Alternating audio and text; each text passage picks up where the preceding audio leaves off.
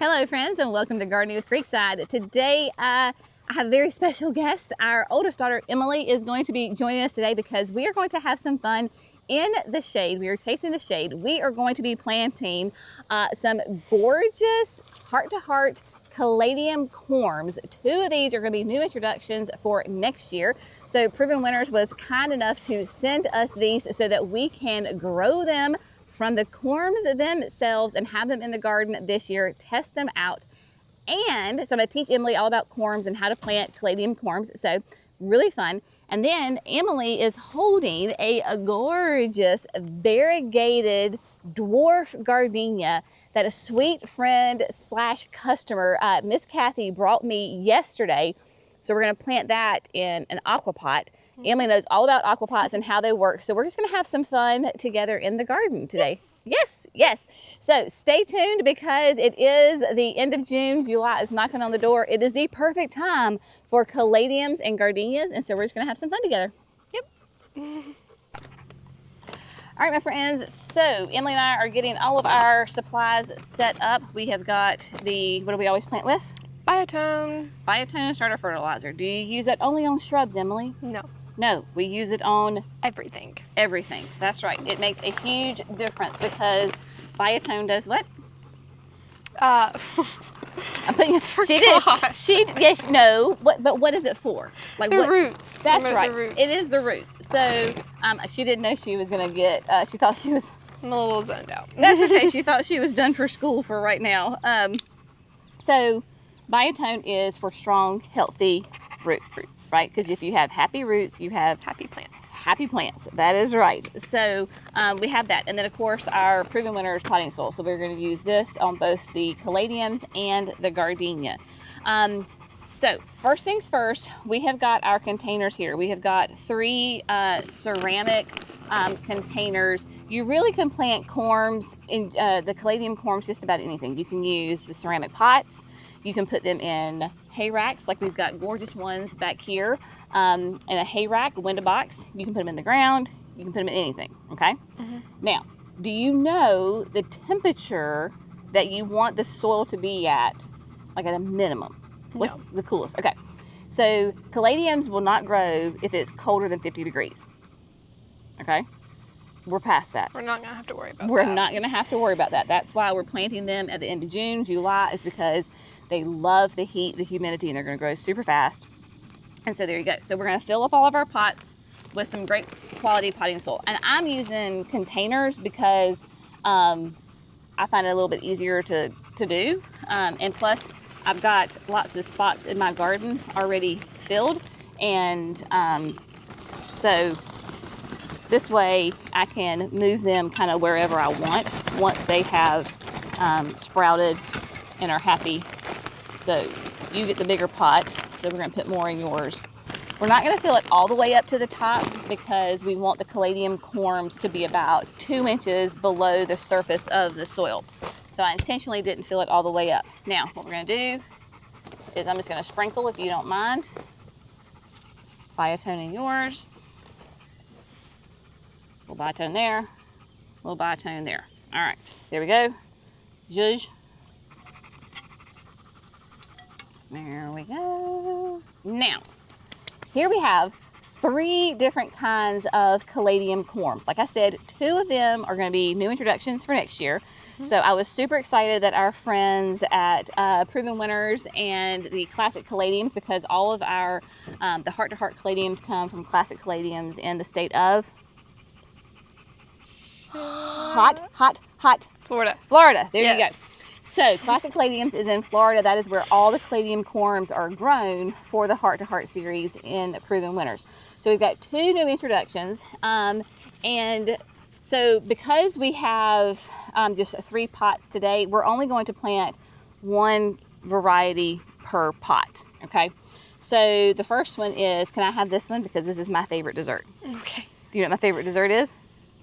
Creme brulee. Yes. Creme brulee, that is right. So creme brulee is a gorgeous pink and white. We're gonna get our colors here. Large, bold, patterned, highlight, sunny rose with stunning color. And this is going to be in the sun or the shade. So that is perfect. So I have got creme brulee. Midnight oil. Now, you want it to be midnight oil? Okay, so Emily's gonna do midnight oil, which is, as you would suspect, a black. I mean, it is dark, right? Very dark. Very dark. And this is going to be, there's tags in here. This is going to be sun. This is also gonna be a sun one for that one.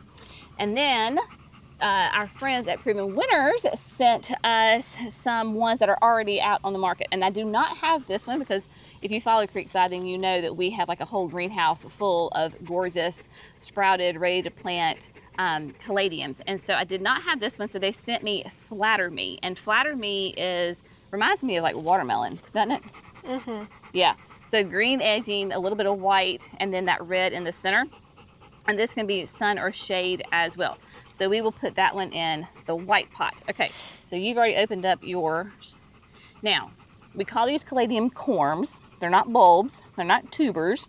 They are actually called corms. And what is neat but yet challenging about a Caladium corm is that they look like, I don't know, something like, yeah, potato or dried up mushroom, something like that.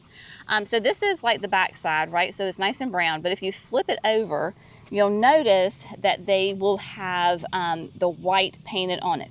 Now I've had the two new introductions. They've been hanging out in this box up at production for a while. But I knew that they'd be fine because they're in a styrofoam container and they're in rice holes. So they've been climate controlled in an air conditioned spot. But they have started doing just a little bit of the sprouting. So what Classic Caladiums does for Proven Winners, if you buy the Caladium Corms, so this is a great example, because it's very hard to tell which way you should plant the caladiums if they're not painted.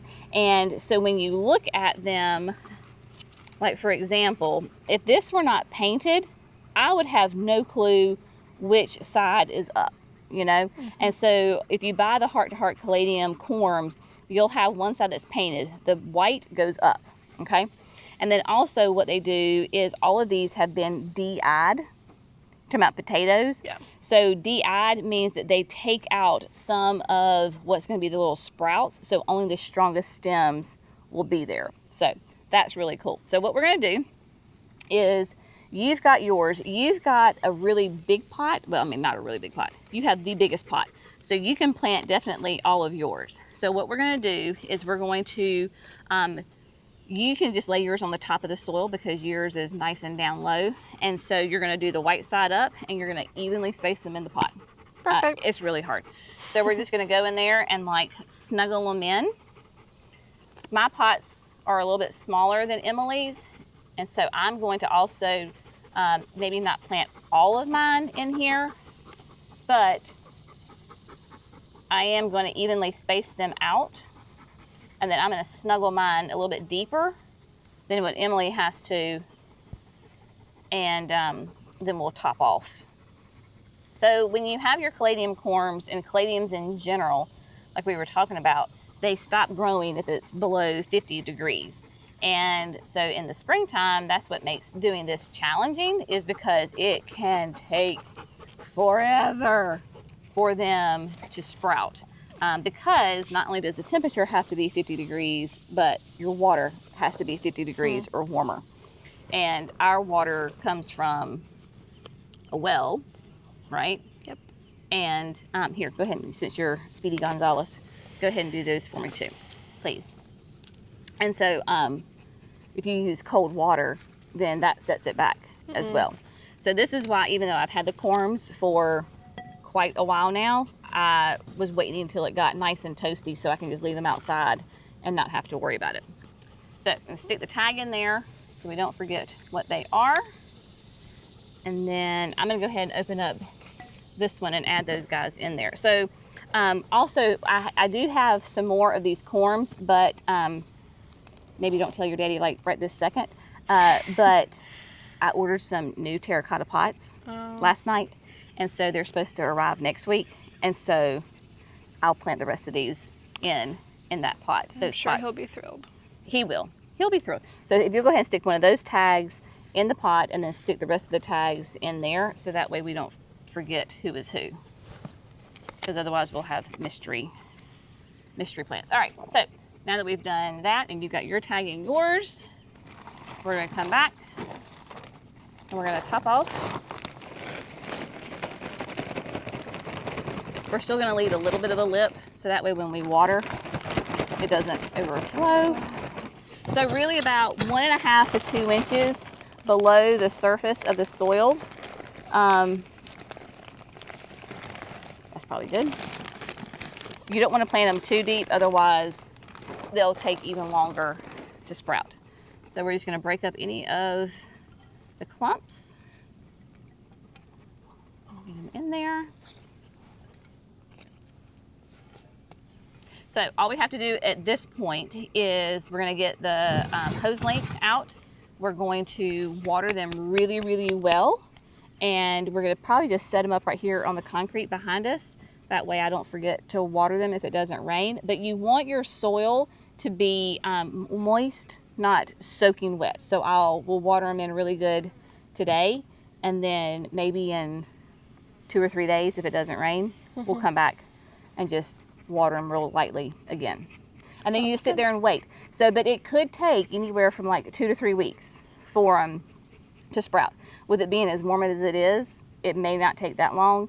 But if you plant your corms in the spring, like it could be 6, 8 weeks, 10 weeks before they sprout. So just be patient. Once the temperatures even out, then they will be fine. All right, so what we're gonna do is we're gonna set these over here. We're gonna water them, and then we're gonna get the AquaPot and we're gonna plant the variegated gardenia. I'm gonna call it Kathy's gardenia. Don't you think? I like naming plants after people. You should do that. Yep. She like that. She would like that. All right, so that's what we're gonna do. All right, my friends, so Emily got the pots all watered for us. They're just gonna hang out here on the concrete until they sprout, until I decide to move them. So that is done, checked off the list. What we have here is one of the classic original AquaPots. Yes. Right? And so tell me what you know about an AquaPot. Self-watering. Yes. You just kind of stick the plant in there and wait a week till you have to water it. Sometimes depends on how hot it is. Depends on how hot it is, how much rain you get, all that kind of stuff. Yep. Good. All right. So these are like I said, the classic, the original. They are the ceramic glaze pots.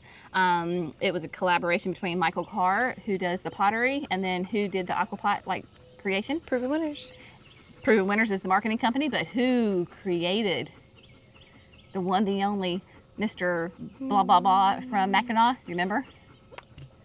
Jack. I can't remember his last name. Jack Barnwell, yes. So nothing like putting you on the spot there for a second. Sorry about I was about that. to say Marshall, and I knew that wasn't right. Yeah, no. So Marshall was the marketing. So Jack Barnwell came up with it, and we've used these for years and love them. So like I said, Miss Kathy brought me yesterday this really cool variegated dwarf gardenia. I want to say she got it at Lowe's. Yeah, it was some crazy place. So considered, it says part sun, which is interesting, 3 to 6 hours of more morning sun. And all it is just called a variegated dwarf gardenia. And it will, what did I say? The size on it was, let me see, 12 inches tall, 36 inches wide. And it is hardy and from zone 8 and above. So that is why I am putting it in the AquaPot, is because if our winters get too cold, gardenia sometimes will burn. And so because this is a special plant from Kathy, I want to make sure that it does well. So I can take the AquaPot, put it in the greenhouse like we do with the mangaves, and then we don't have to worry about it. All right, so if you're not familiar with AquaPots, basically we have the inserts here. There is no hole in the bottom of the AquaPot. There is a hole on Emily's side about halfway up. And so you've got the water fill tube, which is where you stick the water in, and then you have got the insert part itself right here. So that is all nestled down in there. We have got this. Okay, I'm gonna pour the soil in, and if you'll punch it for me. So love using the PW soil. So you're gonna take the soil and you're going to get it in there for you. You're going to punch it down in the soil tube, and because there's slits on that, and it, yep, so we want to fill it all the way up. Yep, so scoop that in. We just had our signature experience, you know, last week, and so Marshall Dirks was here, who's the VP of marketing, and he was saying a tip that I had never even thought of before, excuse me, is when you get to this point, is to take your hose and go ahead and water, so that way this part goes ahead and gets wet. I mean, I always water it at the end, but this is what's going to help like start the wicking action.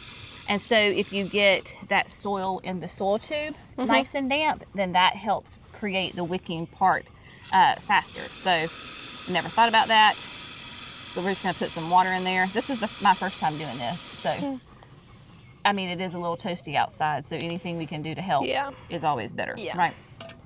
Okay, so that's a good start. And then what we're going to do at this point is just, this is not even that full bag. If you'll just kind of zhuzh it around a little bit. Now, at this point, normally I would go ahead and fill it up, but we are putting a 3-gallon shrub in here. So I'm not going to fill it all the way up. We are going to go ahead and take our biotone, though.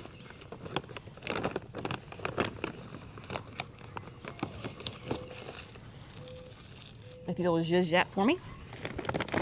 Now, have you ever seen the trick where I like take the plant out of the pot and I plant the pot first? Yes. Yes, okay. So that's what we're gonna do today, because I think that'll be the easiest thing. So we're only gonna put the gardenia in here. We're not gonna put anything else in here. So, oh, man, that was helpful, thank you. All right, so we need the pot. Yeah, so this is the problem, right? So the pot's too tall for the container. So, yep.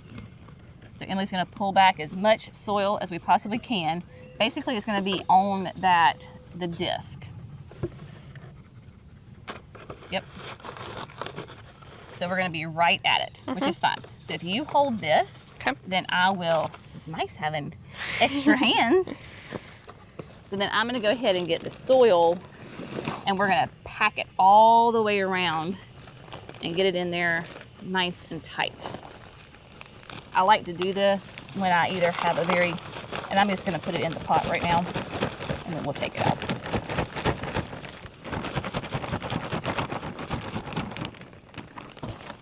So when you either are putting a ton of plants in here, or you have this where I don't wanna like break any of the limbs, and so you can easily get in there and then we just pack. I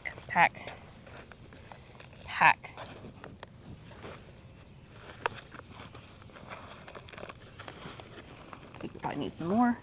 Probably wouldn't hurt to put a little extra biotone around there.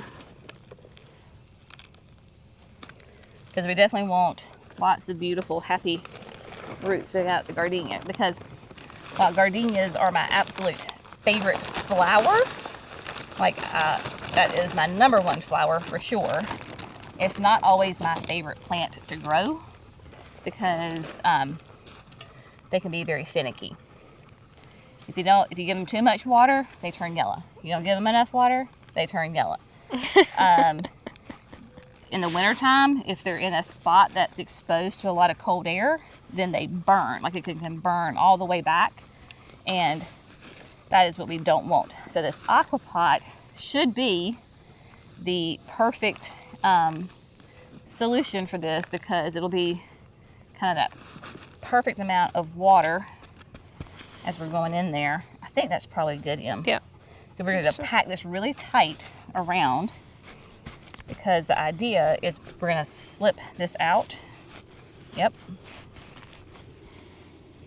Gently, kind of twist it a little bit. Yep, wiggle, wiggle.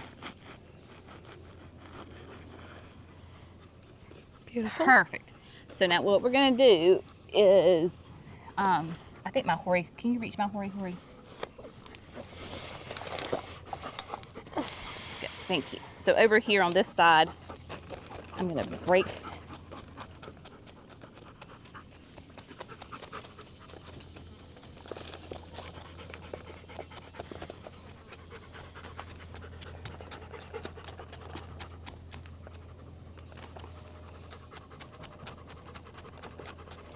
got some happy roots in here. I was gonna say it's happy. And it's okay that we're going to loose them off the bottom because it's going to be in here snug as far as like height wise. All right.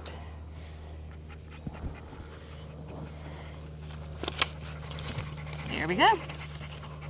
Yes, so if you can take it off, if not, my knife is right over there, and you can cut it off. So she fits in here perfectly. Even so you can see, I think that the root ball is just maybe a quarter of an inch, a half an inch above the soil line, which is great. That way, make sure that it's nice and happy in there. I mean, and then boom, there you go. So what we're gonna do is, this is not the final placement. I mean, we're not gonna leave it in the middle of the gravel road here. But I don't wanna fill it completely full of water because then we can't pick it up. So what we're gonna do is we're just gonna water it in so that way she's happy. And then when Daddy or Jackson is available, then they can help us put it in her final spot, okay? So we're just gonna give her a little drink of water and then we'll see you back here in just a second. All right, Emily, today's project, ta-da. All done. It is all done. So this is the kind of summertime project that we like because it's quick, it's easy. And cool. And cool-ish. And we are out of here. So we got the caladiums planted, so we just wait on those. And then Miss Kathy's gardenia, we're gonna have Jackson or Daddy help us move this into its final spot. I think I'm gonna go to the chicken coop with it. Oh, look good. I think so. That nice pop of blue. Make it smell good up there. Make it smell good up there. That's right. Chickens are a little ripe at the end of June, aren't they? Yes, just a bit. Just a little bit. All right, my friends. So hopefully you have found something informative today. If you have a garden that is hot and humid, I would highly encourage you to try some caladiums, because whether you do it from corms or you buy ones that are already sprouted and ready to go, they're fantastic. They are. All right, y'all. If you have found this fun, informative, and inspirational, we would love it if you would like and subscribe to Gardening with Creekside. That way you don't miss those 5 videos that we do each and every week. Em, thanks for your help. Of course. Always. All right. We will see you on the next video. Bye, friends.